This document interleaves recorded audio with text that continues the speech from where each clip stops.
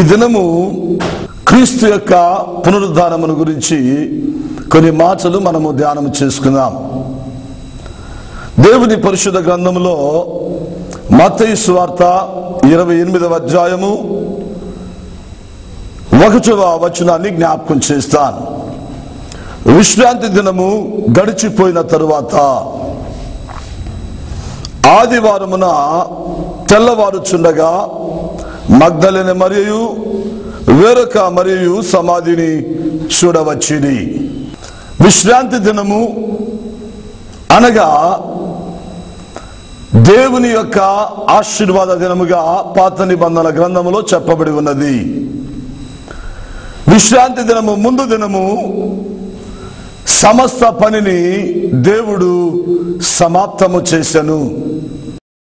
వారములో 7 రోజులు, 7 రోజులలో ఒక్కొక్క దినము ఒక ప్రత్యేకతను కలిగి ఉన్నది. 6వ దినము తన పనిని దేవుడు సమాప్తము చేసెను. ఈ మానవుని దేవుడు నిర్మించి తన పనిని సంపూర్ణము చేసెనని తద్వారా తెలియపరచెను. సిలువలో 6వ మాటగా సమాప్తమైనదని చెప్పి తన పనిని సంపూర్ణము చేసెను. 7వ దినము విశ్రాంతి దినము. పని సంపూర్ణము చేయబడిన తరువాత విశ్రాంతి అనగా ప్రభు యొక్క పరిశుద్ధ దినముగా ప్రకటించబడినది. అది ప్రభువు దినము. సిలువలో పలికినటువంటి ఆ 7వ మాట కూడా, తండ్రి నీ చేతికి నా ఆత్మను అప్పగించుకొనుచున్నాను. కానీ ఇట్స్ ఎ రెస్ట్ డే. అది విశ్రాంతి దినమై ఉన్నది. విశ్రాంతి దినము గడిచిపోయిన తరువాత అనగా మనం ఇప్పుడు ప్రభు యొక్క పునరుద్ధానము ఎప్పుడు జరిగినది అనగా he rose upon the first day of the week. దాని అర్థము వారములో మొదటి రోజున పునరుద్ధాన దినము సంభవించెను అనగా అది ప్రారంభ దినము. పునరుద్ధానము మానవాతీతమైనటువంటి విషయమును కనుపరచుచు ఉన్నది. God has a supernatural power. ఆయన మానవాతీతమైనటువంటి శక్తి కలిగినటువంటి వాడు. ఆయన మానవాతీతమైన శక్తి కలిగిన వాడు కాబట్టి ఆయన మరణమును జయించగలిగను. అదే దైవత్వానికి సూచన. ఎంతో మంది పుట్టారు, కానీ మేధావులు, ఋషులు, కవులు, రాజులు, గొప్ప గొప్ప వారి లోకములో ఉద్భవించారు, కానీ ఎవరు కూడా మరణమును జయించలేదు. మానవుడు మరణముతో అంతమవుతాడు, దేవుడు మరణమును జయించును.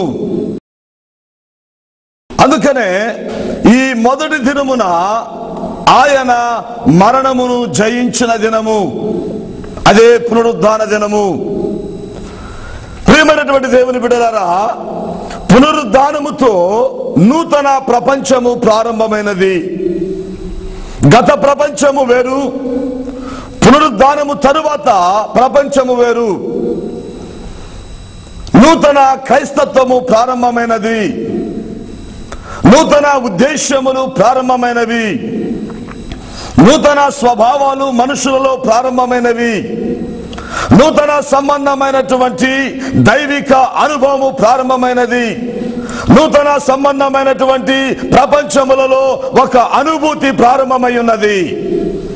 కనుక పునరుద్ధానము అనగా ఈ ప్రపంచానికి ఒక నూతన ధ్యేయము ప్రారంభమైనది.